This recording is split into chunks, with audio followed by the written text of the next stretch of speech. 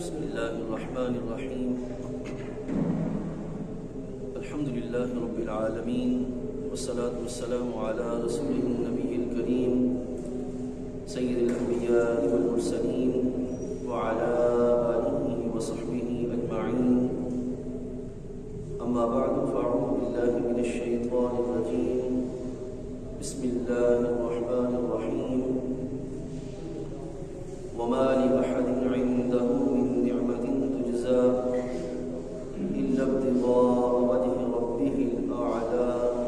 ولسوف يرضى. صدق الله مولانا العظيم، وبلغنا رسوله النبي الكريم الأمين. إن الله وملائكته يصلون على النبي يا أيها الذين آمنوا صلوا عليه وسلموا تسليما. الصلاة والسلام عليك يا سيدي يا رسول الله، وعلى آلك وأصحابك يا سيدي يا حبيب الله. الصلاة والسلام عليك يا سيدي يا نبي الله، وعلى آلك وأصحابك يا سيدي يا نور الله. اللہ رب العزت جل وعلا کا کروڑ شکر ہے کہ اس کریم نے ہم سب کو آج کے مبارک دن میں نماز جمعہ شریف کے لیے اپنی بارگاہ اقدس میں حاضری کی سعادت نصیب فرمائی. رب کائنات ہم سب کا حاضر ہونا اور اس کی توفیق سے جو کلمات خیر اور جو اعمال صالحہ بجا لائیں وہ کریم اپنی بارگاہ اقدس میں قبول منظور فرمائے. آج انشاءاللہ عزیز ہم حضرت سیدنا صدیق اکبر رضی اللہ تعالی عنہ کی مکی زندگی کے چند پہلو آپ کے سامنے پیش کریں گے. خالق لم یزل ہم سب کا اپنی بارگاہ میں حاضر ہونا قبول فرمائے اور جو بیان کیا جائے صحیح سمجھنے اور اس پہ عمل کرنے کی توفیق عطا فرمائے. سیدنا صدیق اکبر رضی اللہ تعالی عنہ کی حیات طیبہ کے کئی ایک پہلو ہیں. ایک پہلو آپ کی افضلیت اور آپ کی ان شانوں کے اعتبار سے ہے جو رب کائنات جل وعلا نے آپ کو عطا فرمائی اور رسول اللہ صلی اللہ علیہ وسلم نے ان کو باقاعدہ بیان فرمایا. یقیناً فی زمانہ ان میں سے ہر ایک کو سمجھنے کی ضرورت ہے، کیونکہ یہ چیزیں وہ ہیں جو رب تعالیٰ کا فضل اور اس کے حبیب علیہ السلام کی عطا ہے. ایک پہلو یہ ہے کہ رسول اللہ صلی اللہ علیہ وسلم کے بارگاہ میں حاضر ہو کر جب اسلام لائے اس کے بعد ان کی جو عملی زندگی ہے وہ کس نہج میں گزری، ان کی عملی زندگی کا انداز کیا تھا، عملی زندگی کے اندر ان کی روش، ان کا طریقہ کار، ان کی زندگی کیسے گزرتی رہی. وہ مکہ شریف ہو، مدینہ طیبہ ہو، رسول اللہ صلی اللہ علیہ وسلم کے وصال شریف سے پہلے کی زندگی ہو، وصال شریف سے بعد کی زندگی ہو، یہ اتنے جامع پہلو ہیں کہ ان میں سے ہر ایک پر ایمان والوں کو غور سے سمجھنے اور اس کی طرف متوجہ ہونے کی ضرورت ہے، کیونکہ اصحاب ہمارے اہل بیت اطہار رضوان اللہ علیہم اجمعین اسلام کے وہ اولین اشخاص ہیں جن کے نہ صرف اعمال کو، ایمان کو قبول کیا گیا، بلکہ بعد میں آنے والے افراد کو ان کی طرز پر، ان کی نہج پر جس طرح ایمان انہوں نے قبول کیا اور جس طرح اطاعت کے پہلوؤں کو انہوں نے اپنایا، بعد میں آنے والوں کے لیے حکم دیا گیا کہ وہ ان کی طرح ایمان لائیں اور ان کی طرح اطاعت کے پہلوؤں کو اختیار کریں. تو ہم پر لازم ہے کہ ہم ان کی جو سیرت ہیں ان کا مطالعہ کریں، ان کی زندگیوں کو پڑھیں. آج انشاءاللہ العزیز ہم حضرت سیدنا صدیق اکبر رضی اللہ تعالی عنہ آپ کی جو مکی زندگی ہے اس کے چند گوشے آپ کے سامنے رکھیں گے. میرے بھائی یہاں پر یہ بات ایک بڑی اہم سمجھنے کی ضرورت ہے، وہ یہ ہے کہ عموماً یہ الفاظ بولے جاتے ہیں اللہ تعالیٰ کرنے والا ہے وہی کرے گا، اس میں کوئی شک نہیں ہے کہ یہ کلمات اپنی جگہ درست ہیں کہ رب ذوالجلال جل وعلا ہی اپنی قدرت سے کائنات کو چلانے والا ہے. اپنی قدرت سے زمانے کو ایک ترتیب کے ساتھ اس کی منزل کی طرف لے جانے والا ہے، اس میں کوئی شک نہیں ہے۔ اور یہ بھی کہا جاتا ہے کہ اگر اللہ تعالیٰ چاہے گا تو یہ ٹھیک ہو جائے گا، اس میں کوئی شک نہیں ہے کہ اس کے چاہنے سے ہی سب کچھ ٹھیک ہوگا، اور وہ نہ چاہے تو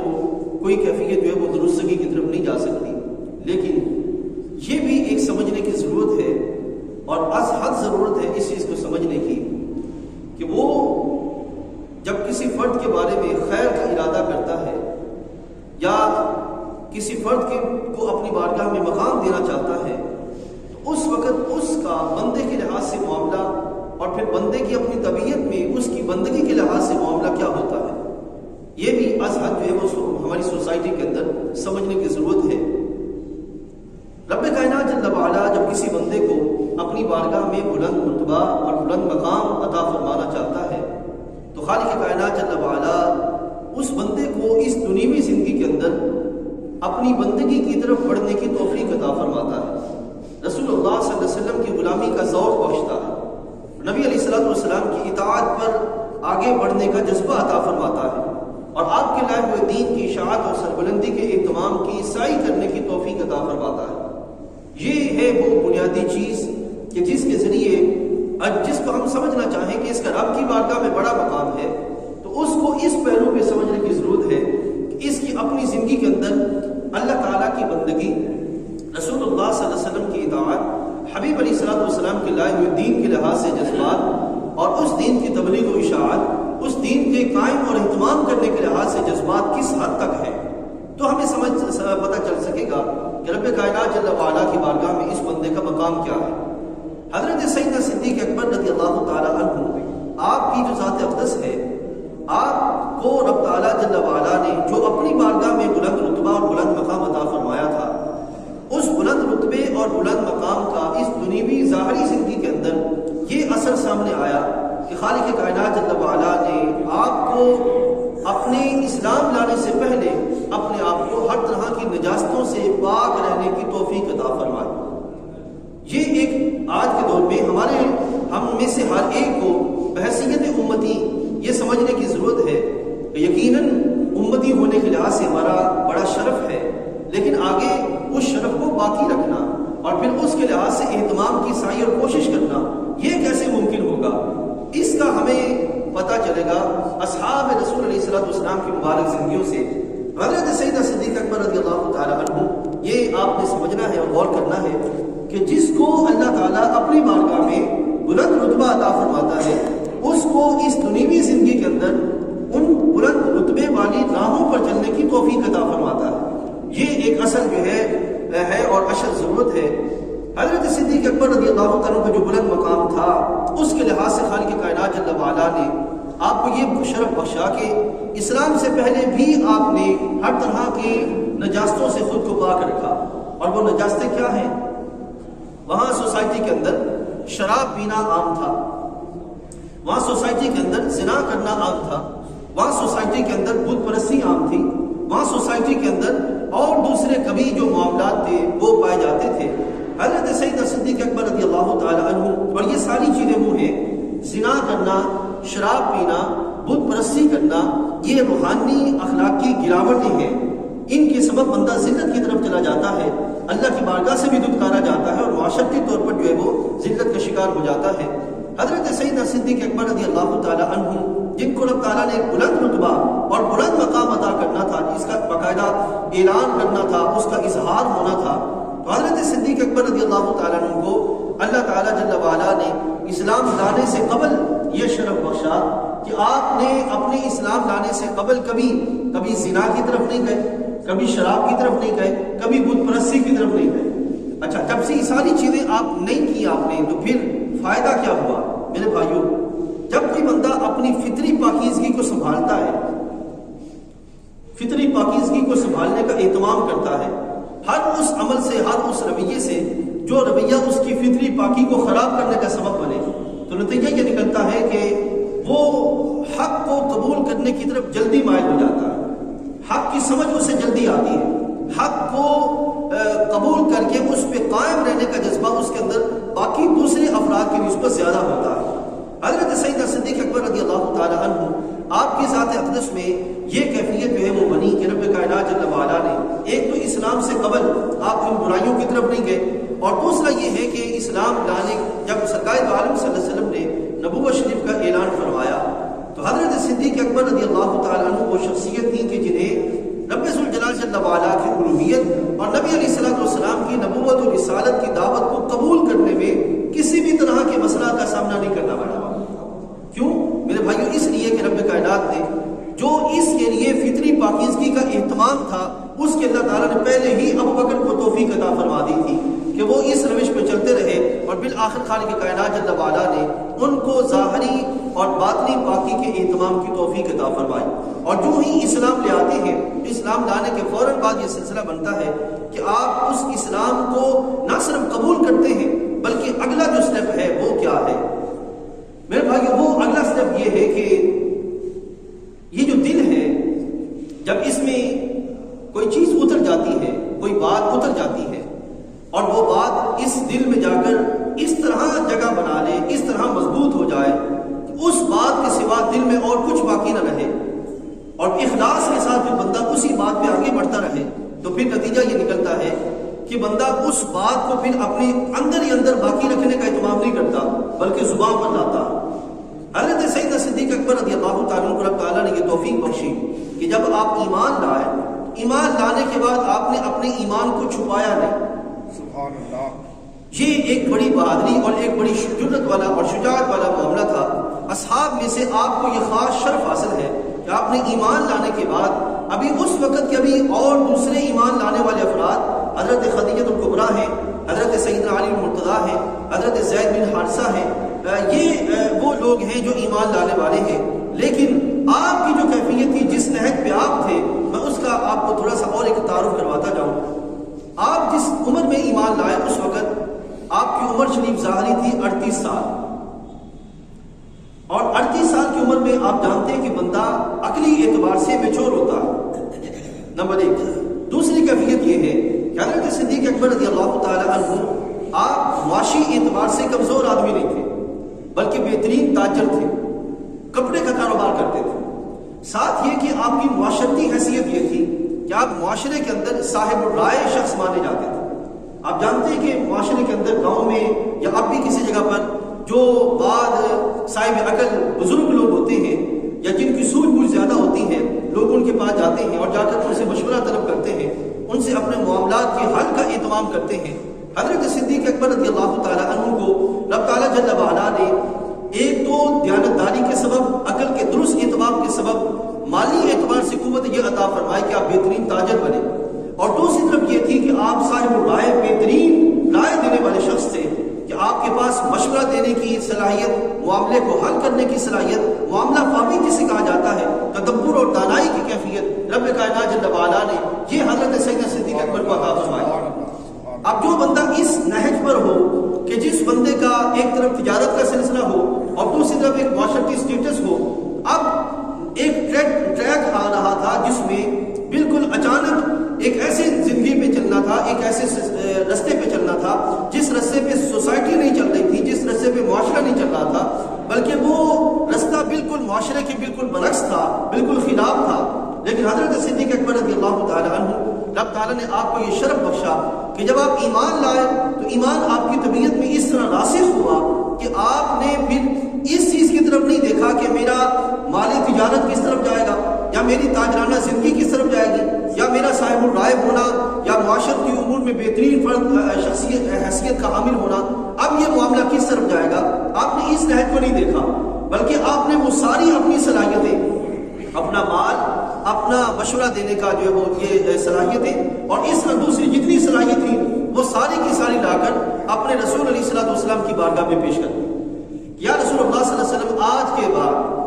آپ جو کچھ فرمائیں گے میں اسی پہ چلوں گا، آپ جو چاہیں گے میں وہ کروں گا، آپ جس انداز کو اختیار کریں گے میں بھی اسی کی اتباع کرنے کی کوشش کروں گا، جس نظریے کو لے کر آپ تشریف لائے میں بھی اس نظریے کے اہتمام کی کوشش کروں گا۔ میرے بھائیو، آج کے مسلمان کو اس چیز کو سمجھنے کی ازحد ضرورت ہے کہ امتی ہونے کا مطلب یہ ہرگز نہیں ہے کہ محض کلمہ پڑھ لیا اور باقی جو دل چاہا سو کرتے رہے، جو کلمہ پڑھ لیا اور باقی جو انداز چاہا سو اختیار کرتے رہے۔ نہیں، کلمہ پڑھنے کے بعد اب آگے امتی ہونے کے ناطے ہماری ذمہ داری یہ ہے کہ جو رسول اللہ صلی اللہ علیہ وسلم جس نہج پر چلے، جس روش کو اختیار فرمایا، جس انداز کو اختیار فرمایا، نظریات کی بالادستی کے لیے انہوں نے جو کوششیں کی، ہم بھی اس کوشش کی طرف اپنا حصہ ڈالیں اور اپنا اہتمام کی کوشش کریں۔ حضرت سیدنا صدیق اکبر رضی اللہ تعالیٰ عنہ، ایک تو یہ کہ آپ نے ایمان اپنا چھپایا نہیں بلکہ فوراً اس کا اعلان کیا، اعلانیہ آپ اسلام لائے۔ دوسری کیفیت یہ تھی کہ حضرت صدیق اکبر رضی اللہ تعالیٰ عنہ نے دیکھا کہ میرے حبیب علیہ الصلوۃ والسلام اسلام کی تبلیغ کرتے ہیں، افراد تک اسلام پہنچاتے ہیں، ان کو گمراہی کی راہوں سے نکال کر بندگی کی راہوں پر لانے کا اہتمام کرتے ہیں۔ تو حضرت سیدنا صدیق اکبر رضی اللہ تعالیٰ عنہ نے آپ بھی اسی روش کی طرف چلے اور آپ نے لوگوں کے درمیان اسلام کی بات کو، اسلام کے اقوال کو، رسول اللہ صلی اللہ علیہ وسلم کے فرامین کو، اور اس وقت فرامین میں سے سب سے بڑی چیز کیا تھی؟ کلمہ حق، لا الہ الا اللہ محمد رسول اللہ، لوگوں کو اس بات کی طرف دعوت دینا، یہ اس وقت بڑی چیز تھی۔ اچھا، اب میں یہاں پہ ایک فرق آپ کے سامنے رکھتا چلوں۔ اس وقت تو یہ کیفیت تھی، تو اس وقت سارے کی ساری سوسائٹی، معاشرہ، وہ سارے کے سارے کافر تھے۔ کافر یعنی کہ ابھی وہ بت پرست تھے، وہ ایمان کی طرف نہیں آئے تھے، اور یہ ایک بڑا مشکل معاملہ ہوتا ہے کہ سوسائٹی کے نظریات کو تبدیل کرنا اور ان کے نظریات کو چینج کرنے کا اہتمام کرنا بڑا مشکل معاملہ ہے۔ اس وقت کے اعتبار سے اور اس وقت کے اعتبار سے زمین و آسمان کا فرق ہے۔ اس وقت کیفیت کیا تھی کہ لوگ بت پرست تھے، اور ان بت پرستوں کے اندر ان کو وحدانیت کی، الوہیت باری تعالیٰ کی، رسول اللہ صلی اللہ علیہ وسلم کی رسالت کی دعوت دینا یہ کٹھن مرحلہ تھا، مشکل مرحلہ تھا۔ وہ دیکھ رہے تھے کہ میرے رسول علیہ الصلوۃ والسلام نے جس قول کی طرف لوگوں کو دعوت دی ہے، اس کے سبب ان کو اپنی ذات کے لحاظ سے کن مسائب کا سامنا کرنا پڑا ہے، وہ دیکھ رہے تھے۔ اب اس میں ان کے سامنے دو چیزیں تھیں۔ ایک یہ تھی کہ وہ اپنے تاجرانہ رویے باقی رکھتے اور رسول اللہ صلی اللہ علیہ وسلم کے ساتھ تعلق اپنا باقی رکھتے کہ یا رسول اللہ آپ اپنا کام کیجئے، میں اپنا ایمان لے آیا ہوں، اب میں اپنی زندگی اختیار کرتا ہوں، جہاں پہ آپ کو میری ضرورت ہوگی میں حاضر ہو کر آپ کی خدمت میں اپنا معاملہ پیش کروں گا۔ ایک یہ پہلو تھا، اور دوسرا پہلو یہ تھا کہ خود دیکھتے کہ رسول اللہ صلی اللہ علیہ وسلم کو کس کس چیز کی ضرورت ہے، اور وہاں پر جو ہے وہ آپ جا کر اپنی صلاحیتوں کو وقف کرنے، پیش کرنے کا اہتمام کرتے۔ کیونکہ میرے بھائیو یاد رکھیے گا، اسلام بلا شبہ ایک نبی علیہ الصلوۃ والسلام لاتے ہیں اور وہ افراد تک پیش کرتے ہیں، لیکن اس اسلام کو لا کر افراد تک پیش کرنے کا اہتمام، لانے والے وہ اکیلے ہوتے ہیں، کیونکہ اسلام ان تک پہنچتا ہے اور پھر آگے افراد تک وہ پہنچاتے ہیں۔ اس اعتبار سے وہ اپنی اس کیفیت میں یکتا ہے، لیکن آگے اسلام کا آگے ابلاغ میں، اسلام کو پہنچانے میں، اسلام کو افراد تک جو ہے وہ لے جانے میں، اس میں امتی بھی اس معاملے کے اندر ایک نبی علیہ السلام کی غلامی میں شریک ہو جاتے ہیں کہ وہ بھی اسلام کو اپنی ذمہ داری قبول کرتے ہوئے اس اسلام کو لیں، اس کو سمجھیں، اس کو آگے افراد تک منتقل کرنے کا اہتمام کریں۔ یہ چیز آج شاید ہم نے سمجھ لی کہ یہ کام صرف ایک مذہبی طبقے کا ہے، یا جس نے داڑھی رکھی ہے، یا سر پہ امامہ ہے، یا جو مسجد کے لوگ ہیں، شاید یہ کام ان کا ہے، وگرنہ جو ہے وہ ہم کچھ میں طالب علم ہوں، میں سیاست کرتا ہوں، میں جو ہے وہ کاروبار کرتا ہوں، شاید یہ میری زندگی کا مشغلہ نہیں ہے۔ نہیں میرے بھائیوں، حضرت سیدنا صدیق اکبر رضی اللہ تعالیٰ عنہ آپ بہترین معاشرتی اسٹیٹس رکھتے تھے، آپ بہترین صاحب تاجر تھے، اس طرح کی اور دوسری صلاحیتیں موجود تھیں، لیکن جب انہوں نے رسول اللہ صلی اللہ علیہ وسلم کی بارگاہ میں دیکھا کہ میرے حبیب علیہ الصلوۃ والسلام کیا کر رہے ہیں، تبلیغ فرما رہے ہیں، اسلام کے ابلاغ کا، اسلام کی اشاعت کا، اسلام کی ترویج کا اہتمام کر رہے ہیں، تو حضرت صدیق اکبر رضی اللہ تعالیٰ عنہ بھی اس نہج کو اختیار کرتے ہوئے نظر آتے ہیں۔ بحیثیت امتی یہ ہم پر ذمہ داری ہے کہ ہم اپنی گلی کے اندر، اپنے محلے کے اندر، آج کے دور میں بت پرست نہیں ہے، یہ میں بات واضح کروں، آج بت پرست نہیں، یعنی کہ مسلمانوں کے اندر بت پرست نہیں ہے، ٹھیک ہے۔ اور دوسری جگہ پر جو شرک کا الزام لگایا جاتا ہے وہ بھی محض الزام اور غلط فہمی ہے، اس کے سوا کچھ نہیں ہے۔ آج لوگوں کے اندر اصل چیز جو ضرورت ہے وہ یہ ہے کہ لوگوں کی طبیعتوں میں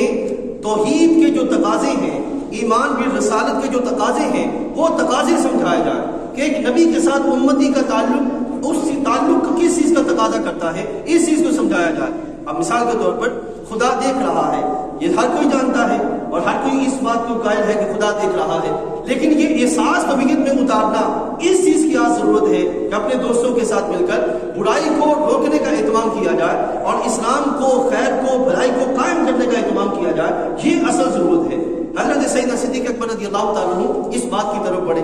دوسرا، حضرت صدیق اکبر رضی اللہ تعالیٰ عنہ نے اپنے نبی علیہ الصلوۃ والسلام میں دیکھا کہ میرے حبیب علیہ الصلوۃ والسلام جہاں سارا دن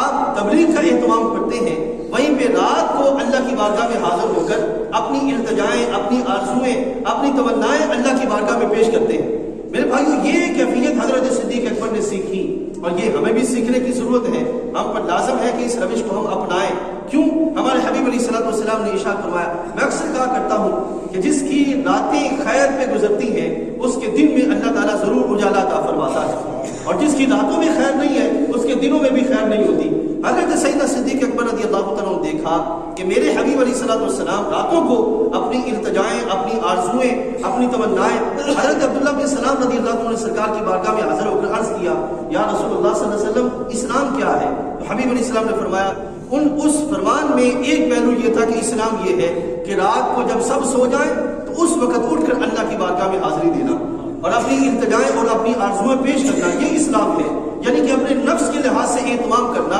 اس کی پاکی کا، اپنے رب تعالیٰ کے ساتھ بندگی کے تعلق کو مضبوط کرنے کا اہتمام کرنا، یہ پہلو۔ حضرت سیدنا صدیق اکبر رضی اللہ عنہ جب یہ پہلو اپنے حبیب علیہ السلام کی بارگاہ میں دیکھا تو آپ نے بھی اس وصف کو باقاعدہ طور پر جو ہے وہ اپنانے کا اہتمام کیا، اور وہ یہ کیا تھا؟ اسلام کی جو مسجد بیت اللہ شریف کے بعد اور رسول اللہ صلی اللہ علیہ وسلم کے کاشانہ اقدس اور غار حرا کے بعد وہ ذات جس نے اپنے گھر میں مسجد بنا رکھی تھی اور وہاں پر وہ رات کو کھڑے ہو کر قیام میں قرآن مجید کی تلاوت کرتے تھے، وہ حضرت سیدنا صدیق اکبر رضی اللہ تعالیٰ عنہ۔ یہ تلاوت، رات کو تلاوت کرنا، آپ جانتے ہیں کہ جو تراویح ہے وہ رات میں رکھی گئی ہے،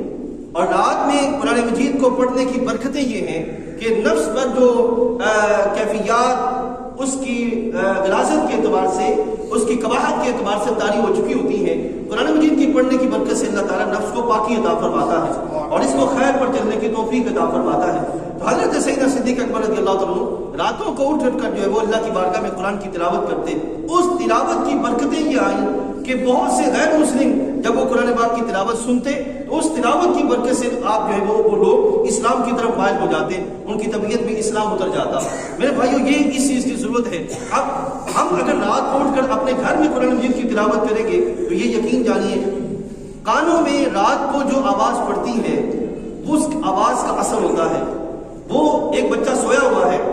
آپ اس کو اٹھا کر اس کو کچھ سکھانے کی بجائے وہ سویا رہے، آپ اس کو اپنے پاس لٹا لیں یا وہ بستر پہ لیٹا رہے، آپ پاس بیٹھ کر تسبیحات کرتے رہے، پاس بیٹھ کر اللہ کی قرآن مجید کی تلاوت کرتے رہے، پاس بیٹھ کے درود پاک پڑھتے رہے، بھلے تھوڑی تھوڑی اونچی آواز میں کہ تھوڑی تھوڑی آواز اس کے کانوں تک جائے، یا آپ پست آواز میں بھی پڑھتے رہے، ہر دو صورتوں میں برکتوں کا بچہ بھی فائدہ اٹھائے گا۔ اور میرے بھائیوں، اگر عموماً کہا جاتا ہے گھر میں بیماریاں ہیں، پریشانیاں ہیں، مصائب ہیں، تکالیف ہیں، اس کو ختم کیسے کیا جائے؟ میرے بھائیوں، اس کے لیے بہترین طریقہ یہ ہے کہ رات کو کچھ دیر کے لیے اپنے گھر میں ذکر اللہ کی جو مجلس ہے وہ اس کو سجانے کا اہتمام کر لیا جائے، پھر نتیجہ کا نکلے گا کہ رب کائنات ہمیں برکتیں عطا فرمائے گا۔ اس وقت ہمیں دوہرے پہلو پہ کام کرنے کی ضرورت ہے۔ ایک یہ ہے کہ جو غیر مسلم ہیں ان کو اسلام کی طرف لایا جائے، اور دوسرا یہ کہ جو ہمارے اپنے مسلمان بھائی ہیں ان میں اسلام کو راسخ کرنے کا اہتمام کیا جائے۔ ان دونوں پہلوؤں پہ کام کرنے کی ضرورت ہے، صرف ایک پہلو پہ نہیں، تو یہ دونوں پہلو سمجھے جائیں۔ حضرت صدیق اکبر رضی اللہ تعالیٰ کی زندگی کا، چونکہ میں عرض کرتا ہوں کہ مکی زندگی کے اندر جو پہلو تھے وہ بیان کرنے ہیں میں نے، حضرت صدیق اکبر رضی اللہ تعالیٰ عنہ کا ایک اور آپ کو اللہ تعالیٰ نے جو صلاحیت عطا فرمائی تھی، اکثر لوگوں کو وہ صلاحیت ہوتی ہے، اور وہ صلاحیت کیا ہے؟ کاؤنسلنگ کی صلاحیت۔ کاؤنسلنگ کی کیا مطلب؟ اچھا مشورہ دے سکتا ہے بندہ، ٹھیک ہے، کسی معاملے کو حل کرنے کی صلاحیت، معاملے کو سمجھ کے غور و فکر کر کے اس سے نتیجہ اخذ کرنے کی صلاحیت، اس صلاحیت کو کہتے ہیں کاؤنسلنگ کی صلاحیت۔ اس دور میں باقاعدہ شعبے بن چکے اور باقاعدہ یہ سلسلہ جاری ہے کہ کاؤنسلنگ کی جاتی ہے، ہاسپٹل کے اندر بھی، اسکول اور کالجز کے اندر بھی، اس طرح دوسری جگہ پہ یہ کاؤنسلنگ کا سلسلہ ہوتا ہے۔ حضرت سیدنا صدیق اکبر رضی اللہ تعالیٰ عنہ نے عرض کیا کہ آپ اسلام لانے سے قبل بہترین کاؤنسلنگ کی صلاحیت کے حامل تھے۔ حضرت صدیق اکبر رضی اللہ عنہ جب آپ اسلام لائے تو آپ نے اپنی اس صلاحیت کو ضائع نہیں کیا۔ آج کے دور میں میرے بھائیوں، اصل چیز اس چیز کو سمجھنے کی ضرورت ہے کہ ہمارے پاس جو صلاحیتیں ہیں ہم ان صلاحیتوں کو اسلام کے لیے کیسے استعمال کریں، اس طرح کے اسلام جو ہے اس میں برکت آ جائے، اسلام جو ہے وہ قوت کی طرف چلا جائے، افراد جو ہے وہ ہدایت کی طرف آ جائے۔ اصل اس چیز کو سمجھنے کی ضرورت ہے۔ حضرت سیدنا صدیق اکبر رضی اللہ تعالیٰ عنہ آپ جب ایمان لائے تو جیسے میں نے عرض کیا اور دوسری صلاحیتیں تھیں، آپ کے پاس یہ صلاحیت تھی کہ آپ کاؤنسلنگ کر سکتے تھے، بڑی بہترین طریقے سے افراد کو سمجھا سکتے تھے۔ آپ نے اسلام لانے کے بعد اپنی اس صلاحیت کو ضائع نہیں کیا، یعنی کہ یہ کہ پچھلا بستر بند کر دیا جائے، پچھلی ساری زندگی بند کر دی جائے اور آگے نئی زندگی کے چلنے کا اہتمام کیا جائے۔ میرے بھائیوں، اس کو آپ اس بات کو آپ ایسے سمجھیے، اس انداز کے ساتھ سمجھیے، اسلام یہ کہتا ہے کہ جو نظریہ تمہیں اسلام دے رہا ہے، اپنے معاملات زندگی کو اس نظریے کے موافق چلانے کی کوشش کرو، اس نظریے کے تحت چلانے کی کوشش کرو۔ اسلام یہ نہیں کہتا کہ معاشرتی زندگی کو بند کر دیا جائے اور بالکل بندہ تسبیح پکڑ کے بیٹھ جائے اور کہے کہ جی میں مسلمان ہوں، میرا سوسائٹی کے ساتھ کوئی تعلق نہیں، میں اب جو ہے وہ اللہ نہ کروں گا، اس کے سوا کوئی معاملہ نہیں۔ اسلام یہ کہتا ہے کہ معاملات زندگی کے اندر بندگی کو قائم کیا جائے، اور بندگی کیسے قائم ہوگی؟ جملہ پہلوؤں پر اللہ تعالیٰ کی بندگی کو غالب کیسے کرنا ہے، بس اسی فکر کو سامنے رکھتے ہوئے زندگی گزارنے کی کوشش کی جائے۔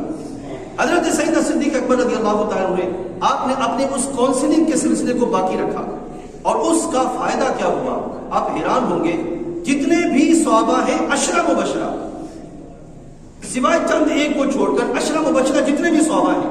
حضرت عثمان غنی ہیں رضی اللہ تعالیٰ عنہ، حضرت عبد الرحمن بن عوف ہیں، سعید بن زید ہیں، اس طرح دوسرے جو صحابہ ہیں، عشرہ مبشرہ صحابہ یا وہ بنیادی افراد جو نئے اسلام میں مکہ شریف کے اندر داخل ہوئے، وہ سرکار دو عالم صلی اللہ علیہ وسلم کی برکت سے جو صدیق اکبر کو اللہ تعالیٰ نے فہم عطا فرمائی تھی، آپ نے اس فہم کو لوگوں کے درمیان عام کیا، دعوت دی۔ حالانکہ آپ تاجر تھے، اس کے باوجود آپ نے یہ سلسلہ باقی رکھا، وہ سارے کے سارے لوگ آپ کی برکت سے اسلام لائے۔ یہ میرے بھائیوں کوشش کریں اپنی زندگی کے اندر اس ملکے کو، اس صلاحیت کو پازیٹیو استعمال کریں۔ اگر آپ تاجر ہیں تو ٹھیک ہے، آپ کی تاجرانہ صلاحیتیں آپ کو مبارک ہو، لیکن اس کا یہ مطلب ہرگز نہیں ہے کہ آپ اپنے معاملات کے اندر اسلام کو نہ رکھیں، آپ اپنے معاملات کے اندر درستگی نہ رکھیں، آپ اپنے قول و اقوال کے اندر، اپنے قول و اعمال کے اندر خیر کے پہلو اور اسلام کے احکام یہ نہ رکھیں۔ میرے بھائیوں، کون کہتا ہے کہ جو ہے وہ اگر کاروبار ایک سائڈ پہ رکھا جائے اور دین ایک سائڈ پہ رکھا جائے، اگر مکس اپ کریں گے تو کاروبار نہیں چلے گا؟ یہی سوچ ہے کفر کی اور یہی سوچ ہے طاغوت کی۔ اسلام کی سوچ یہ ہے، خود آپ بتائیے کہ سرکار دو عالم صلی اللہ علیہ وسلم سے بڑھ کر بہترین تاجر کوئی تھا؟ خود سوچ کے بتائیے۔ حضرت صدیق اکبر، حضرت عثمان غنی رضی اللہ تعالیٰ عنہ، آپ سے بڑھ کر بہترین تاجر کوئی تھا؟ ہم سب مانتے ہیں کہ آپ سے بڑھ کے بہترین تاجر کوئی نہیں تھا، لیکن یہ ہمارا فکری اور عملی تضاد ہے کہ ہم کہتے تو ہیں کہ وہ سب سے بہترین تھے، لیکن ان کے جس روش پہ چلے اور جس انداز کو اختیار کر کے وہ بہترین رہے، ہم اس کو اپنانے کی کوشش نہیں کرتے۔ حضرت سیدنا صدیق اکبر رضی اللہ عنہ میرے بھائیوں کوشش کریں اپنی زندگی کے اندر، اپنے معاملات کے اندر یہ چیز لائیں کہ پہلے تو خود سیکھیں کہ اسلام کیا ہے، پھر جہاں جہاں آپ بیٹھیں وہاں پہ اگر کوشش کریں، اگر آپ دیکھیں کہ اس کے اندر فلاں کمزوری ہے، فلاں پہلو میں کمی ہے، فلاں معاملات کے اندر درستگی نہیں ہے، تو فوراً اس کی درستگی کا اہتمام کریں، آپ کی طرف سے یہ صدقہ جاریہ ہوگا۔ لیکن یہاں یہ بات بھی یہ یاد رکھیے، میں پہلے بھی کہا کرتا ہوں، اب بھی کہتا ہوں کہ اسلام کے قول کو، اسلام کے احکام کو، رسول اللہ صلی اللہ علیہ وسلم کی سنت کو آگے پہنچانے کا بھی باقاعدہ طریقہ ہونا چاہیے، سلیقہ ہونا چاہیے۔ یہ نہیں کہ آپ بات کریں اور وہاں پہ جھگڑا بن جائے، نہیں، طریقے سے بات کریں اس انداز کے ساتھ کہ اگلا سننے کو بھی قبول ہو جائے اور پھر وہاں پہ بات سمجھی بھی جائے۔ تیسرا اگلا پہلو جو حضرت صدیق اکبر رضی اللہ تعالیٰ عنہ کی ذات میں تھا، وہ یہ تھا کہ آپ بہترین تاجر تھے۔ آپ جب ایمان لائے تو ایمان لانے کے وقت آپ کی پاس جو مال و دولت، یعنی کہ ایک وہ مال تھا جو آپ کا باقاعدہ چل رہا تھا اپنے تجارت میں، اور ایک وہ مال تھا جو زائد تھا۔ یہ یاد رکھیے گا، یہ جو تقسیم ہے اس وقت یہ ہوتا تھا کہ اکٹھا سارے کا سارا مال ہوتا تھا، اس کو لگایا جاتا، کچھ رکھ لیا جاتا اور باقی جو ہے وہ کاروبار میں صرف کیا جاتا۔ حضرت صدیق اکبر جب ایمان لائے تو آپ کے پاس درہم و دینار تھے 40,000۔ 40,000، اس سے آپ خود سمجھ سکتے ہیں کہ آپ کی اس وقت مالی حیثیت کیا تھی، مالی حیثیت کے اعتبار سے آپ کی جو کیفیت کیا تھی حضرت صدیق اکبر رضی اللہ عنہ کی۔ لیکن جب حضرت صدیق اکبر رضی اللہ تعالیٰ عنہ سرکار دو عالم صلی اللہ علیہ وسلم کے ساتھ ہجرت کر کے مدینہ شریف کی طرف بڑھ رہے ہیں، اس وقت آپ کے پاس کتنے درہم و دینار باقی رہ گئے؟ صرف 5,000۔ جب ایمان لائے تو کتنے تھے؟ 40,000۔ اور جب ہجرت کر کے جا رہے ہیں تو اس وقت جو 5,000 ہیں، باقی کتنے رہ گئے؟ 5,000۔ 35,000 درہم و دینار وہ کدھر گئے؟ میرے بھائیوں، یہاں پر جو آپ کی سیرت سے یہ ہے کہ حضرت سیدنا صدیق اکبر رضی اللہ تعالی عنہ نے اپنے اسلام لانے کے بعد مالی اعتبار سے جو کچھ تھا وہ 3 پہلوؤں پہ خرچ کیا. ایک یہ اپنے مال کو سرکار کی بارگاہ میں پیش کر دیا کہ اے حبیب علیہ الصلوۃ والسلام آپ اس مال سے جیسے چاہیں خرچ فرمائیں، کیونکہ میری حیثیت آپ کی بارگاہ میں، آپ کی حیثیت آقا کی ہے، میری حیثیت غلام کی ہے، آپ اس کو جیسے چاہیں صرف فرمائیں. اس انداز کے ساتھ حضرت صدیق اکبر رضی اللہ عنہ مال وہ خرچ کرتے رہے. دوسرا، آپ جہاں جہاں دیکھتے کہ حضرت صدیق اکبر رضی اللہ تعالیٰ عنہ کے مسلمان ہیں لیکن وہ کسی کے ہاں غلام ہیں، یا ان کی مالی حیثیت کمزور ہے کہ ان کا مالک ان کو بہت تنگ کرتا ہے، حضرت صدیق اکبر رضی اللہ عنہ فوراً آگے بڑھتے اور آگے بڑھ کر باقاعدہ رقم خرچ کر کے ان کو وہاں سے آزاد کروا کر سرکار کی بارگاہ میں تحفۃً پیش کر دیتے. یہ کیفیت حضرت صدیق اکبر رضی اللہ تعالیٰ نے اپنائی. دو طرح کی کام بنیاد دی. ایک یہ کہ سرکار کی بارگاہ میں مال پیش کیا کہ سرکار آپ جیسے چاہیں اس کو خرچ فرمائیں، اور دوسرا یہ کہ وہ مسلمان صحابہ جو کہ غلامی کی زندگی میں تھے، فقراء کی روش میں زندگی گزار رہے تھے، آپ نے ان کو مالی طور پر مضبوط کیا یا ان کو ظلم والی زندگی سے نکال کر آزاد زندگی کی طرف لائے اور رسول اللہ صلی اللہ علیہ وسلم کی غلامی کی طرف پیش کیا. یہ وہ انداز تھا. اسی بنیاد پر ہمارے حبیب علیہ الصلوۃ والسلام نے ارشاد فرمایا جتنا فائدہ مجھے ابو بکر کے مال نے دیا ہے اتنا مجھے کسی کے مال نے نہیں دیا رضی اللہ تعالیٰ عنہ. اب میرے بھائی یہ تھا ان کا معاملہ کہ اس دور کے اندر انہوں نے اپنے مال کو کس طرح صرف کیا. اب ہم تھوڑا سا دیکھتے ہیں آج کے دور کے اعتبار سے کہ جو اصحاب حیثیت ہیں، جو مالی اعتبار سے سوسائٹی میں مضبوط ہیں اور مال ان کی ضرورت سے زائد ہے، وہ کیا کر سکتے ہیں اور کس انداز کے ساتھ سوسائٹی میں خیر کو قائم کرنے کی کوشش کر سکتے ہیں. میرے بھائیو دیکھیے اس وقت جو بنیادی ضرورت تھی وہ یہ تھی کہ مال کو وہاں پہ خرچ کیا جائے جہاں پہ فائدہ ہو، اور فائدہ دنیوی نہیں اخروی ہو. آپ نے اس بات کا اہتمام کیا. اب آج کے دور کے اندر مثال کے طور پر اگر ایک بندہ صاحب حیثیت ہے اور وہ سال کے بعد میراث شریف کروائے اور باقی اسلام کی جو بنیادی ضروریات ہیں ان کی طرف متوجہ نہ ہو، اس کا مطلب یہ ہے کہ اس بیچارے کو بھی اسلام کے مکمل نظام کے سمجھنے کی بہت زیادہ ضرورت ہے. اس کو چاہیے کہ وہ اس چیز کی سمجھنے کا اہتمام کرے. کیوں؟ اگر کہ ایک بندہ سال بعد میراث شریف کرے، ہر مہینے 11ویں شریف کرے، 100 بسم اللہ کرے، خیر کے والے طریقوں کو درست طریقے کے ساتھ کرنے کا اہتمام کرے، لیکن میں آپ سے پوچھتا ہوں آنے والی نسلوں میں اسلام کو قائم کرنا، آنے والی نسلوں میں اسلام کو جانا اور جو موجودہ نسلیں ہیں ان کو اسلام پر قائم کرنے کا اہتمام کرنا، اس کے لیے اشد جس چیز کی ضرورت ہے وہ ہے ایسے جدید مدارس بنائے جائیں جس میں افراد کو لا کر پڑھایا جائے، فکری طور پہ مضبوط کیا جائے، جہاں ایسی کتابیں، میں یہ یاد رکھیے گا آنے والے دور کے اندر ہمیں جن فتنوں کا سامنا ہے ان فتنوں میں سے ایک فتنہ یہ ہے کہ آپ کو اسلاف کی لکھی ہوئی کتابیں اپنی اصل شکل میں نہیں ملیں گی. یہ آنے والے دور میں فتنے اور یہ اب بھی ہم دیکھ رہے ہیں. میں نے باقاعدہ جب بہت سی ایپس ڈاؤن لوڈ کی تو اس میں بہت سارے خطرات میں نے دیکھے، بہت ساری چیزیں میں نے دیکھی. انشاءاللہ کبھی موقع ملا تو اس موضوع کو بھی میں آپ کے سامنے لاؤں گا. بہت سے ایپس ہیں جن میں احادیث جمع کی گئی، قرآن کریم کی آیات جمع کی گئی، وہاں پہ کیا کیا غلطیاں ہوئی اور وہ کیا کیا سلسلہ ہمارے سامنے ہے. لوگ بیٹھتے ہیں اپنی آسانی کے اعتبار سے جو چاہتے ہیں وہاں سے ڈاؤن لوڈ کرتے ہیں. اب وہ کیا ڈاؤن لوڈ کر رہے ہیں اس چیز کی انہیں خبر نہیں ہوتی. قرآن ہے وہ ڈاؤن لوڈ کیا، حدیث طیبہ ہے وہ ڈاؤن لوڈ کی، اس میں کیا کچھ کیا ہوا ہے اس کی کوئی خبر نہیں ہے. آنے والے دور میں تو اس وقت اشد ضرورت ہے کہ اپنے اسلاف کی جو کتابیں ہیں جنہوں نے قرآن و سنت پہ صحیح طور پہ پہرا دیا ہے ان کتابوں کو اکٹھا کرنے کا اہتمام کیا جائے، ایسے افراد تیار کرنے کا اہتمام کیا جائے جو ان کتابوں کو پڑھ سکے اور صحیح جدید معنی میں جو موجودہ دور کے فتنے ہیں ان فتنوں کو سمجھ کر اسلام کے تقاضوں کے مطابق احکام آگے پہنچانے کا اہتمام کیا جائے. جب تک ہم یہ نہیں کر پائیں گے میرے بھائیوں یاد رکھیے گا 11ویں شریف کی اپنی حیثیت، 12ویں کی اپنی حیثیت، لیکن اسلام کو من حیث المجموع جو مجموعی طور پر اسلام کو سنبھالنے کا جذبہ جب تک یہ نہیں آئے گا اس وقت تک ہم کبھی کمال کی طرف نہیں جا سکتے. اور پھر یہاں پر میں یہ بھی بات آپ کے سامنے واضح کروں، صبح سے لے کر شام تک ہمارا بھائی کوئی بھی وہ اپنے بچوں کے لیے رزق کماتا ہے 100 دفعہ کمائے، صبح سے لے کر شام تک وہ اپنے بچوں کی ضروریات زندگی کا اہتمام کی کوشش کرتا ہے 100 دفعہ کرے، وہ ان کے لیے باقی معاملات کی درستی کا اہتمام کرتا ہے 100 دفعہ کرے. لیکن اس سے پوچھتا ہوں کہ ذرا یہ تو بتاؤ اسلام اس وقت جس نازک دور سے گزر رہا ہے اس لحاظ سے ہمارے بڑوں اور بچوں کی ذمہ داری جو ہونی چاہیے کیا ہم وہ سکھا رہے ہیں؟ کیا ہم وہ اپنی اولادوں کی طرف منتقل کر رہے ہیں؟ ایسا ہرگز نہیں ہے. تو اس بات سے یاد رکھیے گا، ہم ہزاروں نہیں، لاکھوں نہیں، کروڑوں روپیہ ان کے جیبوں میں ڈال دیں، وہ ڈالر، وہ پیسہ ہمارا اخروی لحاظ سے کوئی فائدہ نہیں دے سکتا جب تک ہم ان کو اسلام کے اعتبار سے ذمہ داری،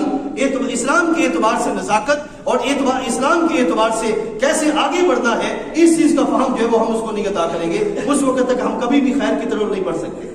میں ایک مثال حضرت صدیق اکبر کی آپ کے سامنے رکھتا ہوں، پھر ہم اپنی بات کو ختم کرتے ہیں. حضرت صدیق اکبر رضی اللہ تعالیٰ جب ہجرت کر کے چلے مکہ شریف سے مدینہ شریف کی طرف سرکار کے ساتھ، تو پیچھے آپ نے جتنا بھی 5000 درہم و دینار تھے وہ بھی ساتھ لے چلے. اب پیچھے گھر کون تھے؟ ان کی بیٹیاں، حضرت صدیق اکبر کی بیٹیاں، حضرت اسماء، حضرت عائشہ رضی اللہ تعالیٰ عنہا، یہ تھی گھر. اب اس وقت تک ان کے ابا جی ایمان نہیں لائے تھے، حضرت صدیق اکبر کے ابا جی ابھی تک ایمان نہیں لائے تھے. اب جب صدیق اکبر چلے گئے تو پیچھے سے ابا جی آئے اور انہوں نے پوچھا کہ اے اسماء، تمہارے باپ نے گھر میں بھی تمہارے لیے کچھ چھوڑا ہے کہ نہیں؟ اب یہاں پہ 2 چیزیں تھیں، ایک تھی کہ ابا جی سرکار کے ساتھ ہیں اور دوسرا دادا جی ابھی کفر میں ہیں. اب ایسے حالت میں ہم نے ابا جی کی اور اسلام کی لاج کیسے رکھنی ہے؟ یہ چیزیں ہم نے اپنی اولاد کو نہیں سکھائی. کیوں؟ ہمیں ظاہری طور پر ان چیزوں سے سامنا نہیں ہے، اس اعتبار سے ہم سے وہ سکھاتے نہیں ہیں. وگرنہ تھوڑا سا اگر حس ہو، حساسیت ہو تو ہم سمجھ پائیں کہ نیٹ پر آپ کے گلی محلے میں، آپ کے کالجز کے اندر نئے نئے جدید انداز سے جس انداز کے فتنے ڈالے جا چکے ہیں، اس اعتبار سے ہم نے اپنے آپ کو کیسے بچانا ہے ہم سمجھ ہی نہیں پائیں گے. حضرت سیدہ صدیق اکبر کی وہ بیٹی حضرت اسماء رضی اللہ تعالی عنہا، جو کہ بعد میں حضرت زبیر رضی اللہ عنہ کی زوجہ بنی اور انہی سے پھر آگے جو ایک خیر والا سلسلہ چلا، تو حضرت اسماء رضی اللہ تعالی انہوں نے کیا کیا، ابا جی جہاں پہ پیسے رکھتے تھے دادا جی کا ہاتھ پکڑا، وہاں لے گئے اور وہاں پر ان کے لے جانے سے پہلے تھوڑے سے کنکر رکھے اور اوپر کپڑا ڈال دیا اور دادا جی کا ہاتھ جا کر وہاں پہ رکھ کے کہا کہ دیکھیں ہمارے ابا جی نے ہمارے لیے بہت کچھ چھوڑا ہے. یہ ہے وہ فکر جو رب تعالیٰ اس بندے کو عطا فرماتا ہے جو اس رستے پر چلنے کا اہتمام کرتا ہے، اور پھر یہ فکر اس کی ذات تک باقی نہیں رہتی، آگے اولاد کی طرف بھی منتقل ہوتی ہے. میرے بھائیوں، اس بات کی ضرورت ہے کہ ہم اسلام کے قریب آئیں. جتنا ہم کسی کے قریب ہوں گے اتنا اس کو زیادہ سمجھنے کا موقع ملے گا. اگر ہم اسلام کے قریب نہیں ہوں گے، صرف اپنی ذات کے اپنے کاروبار یا اپنے معاملات کے قریب رہیں گے، تو یاد رکھیے اسلام ہم سے دور ہوتا جائے گا. رب ذوالجلال جل وعلا ہم سب کو سمجھ و عمل کی توفیق عطا فرما دے.